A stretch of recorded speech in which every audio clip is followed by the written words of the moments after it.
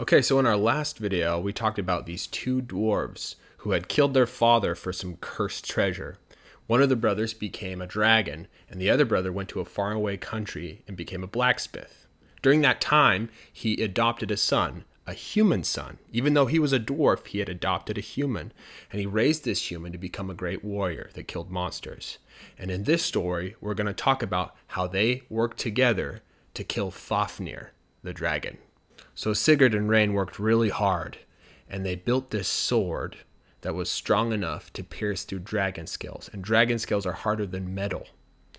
And so he began his long journey to that kingdom, and he went all the way out, and he finally got there. And he arrived at this village that was completely burnt black. Even the ground was black.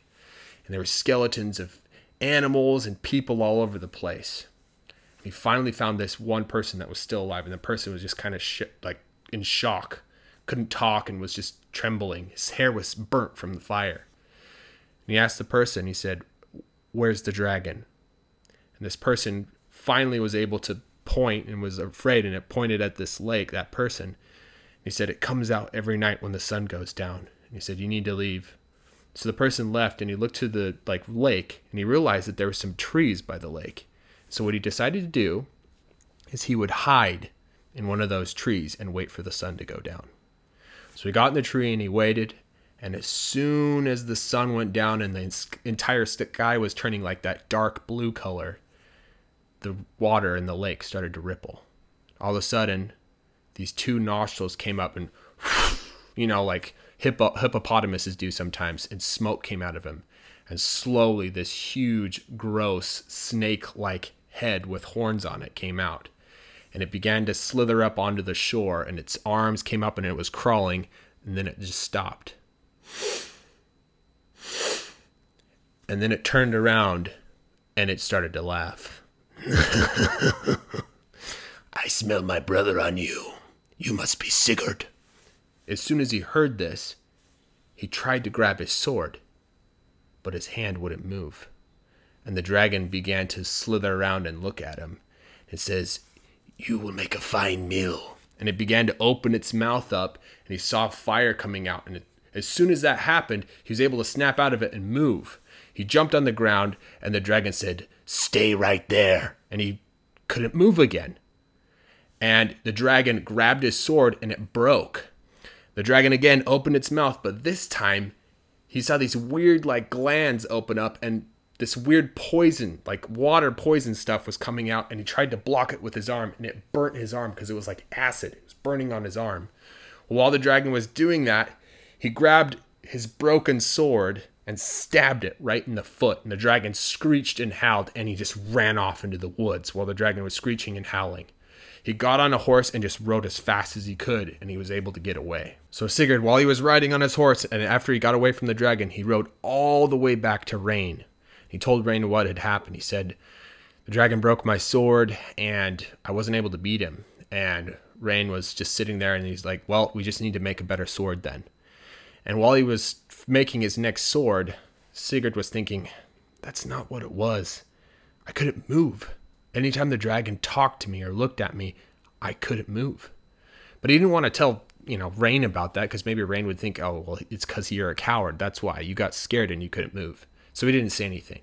Well, he took the second sword, went all the way back to the lake, waited for the sun to go down, and this time he was going to just jump right at the dragon as soon as it came out of the water. Well, he went up to the lake. The dragon came out, looked at him. He couldn't move again. And the dragon used its tail, and it whacked his sword right out of his hand, and the sword just shattered on the rocks.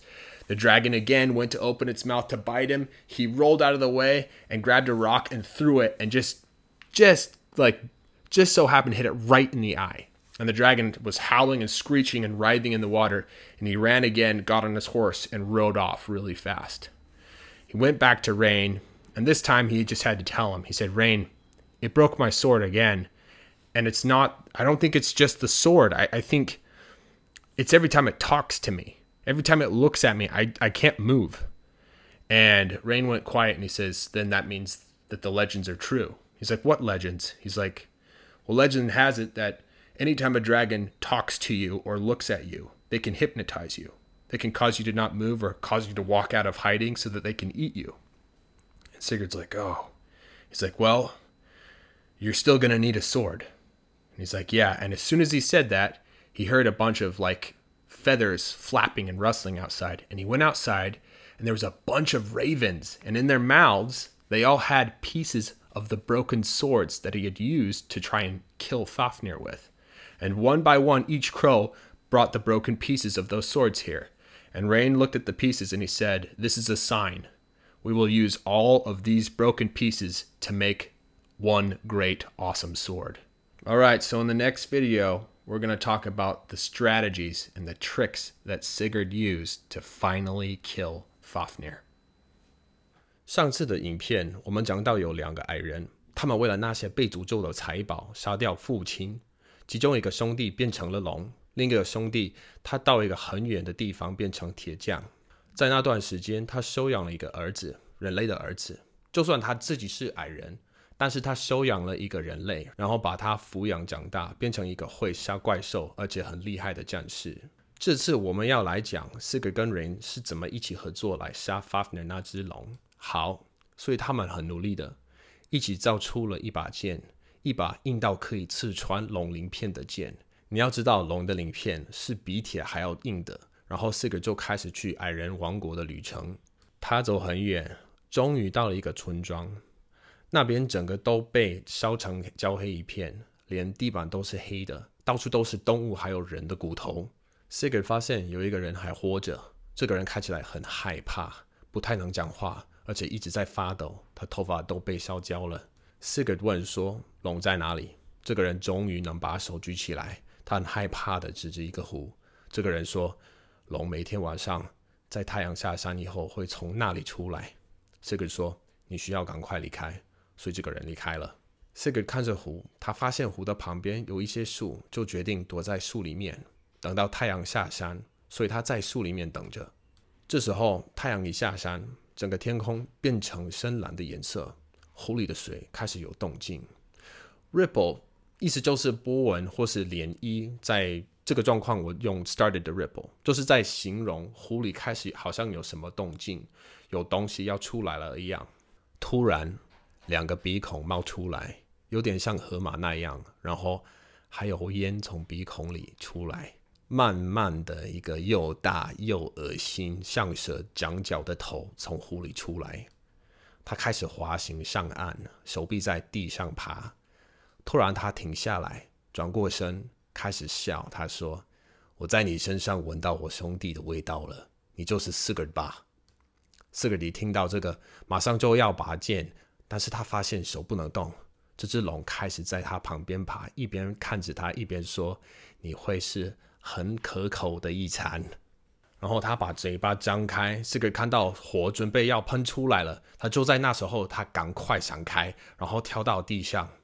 龙对他说：“停在那边。”这时候 Sigurd 又不能动了，龙把他的剑拿起来弄碎。这时候他再一次把嘴巴打开，但是这一次 Sigurd 在龙嘴里看到是那种奇怪的腺体，那种毒液会有点像水一样喷了出来。他用手去挡住，所以手被灼伤，因为那有点像盐酸，就这样灼伤他的手臂。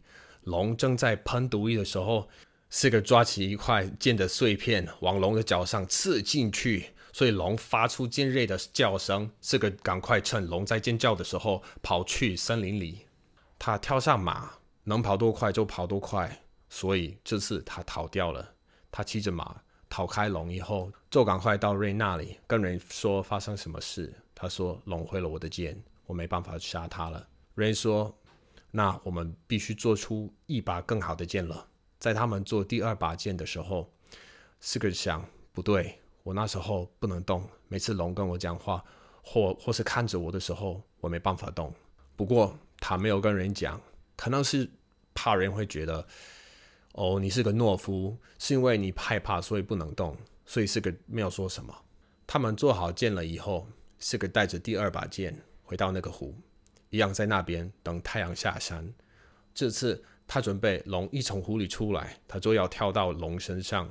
好，他到湖那边以后，龙出来了，看着他，他又不能动了。这次龙用尾巴直接打掉他手里的剑，剑撞到石头上就碎了。这只龙张开口，正准备要咬他，是个躲开，拿了一颗石头丢过去，刚好丢到龙的眼睛，龙开始尖叫，然后回到水里。这个再一次逃走，跳上马，很快的骑走。他回到 Rain 那边，这次这个直接告诉他，他说 Rain 他又把我的剑弄碎了，而且我觉得不是剑不够厉害的关系，是他每次跟我讲话或是看着我的时候，我都没办法动。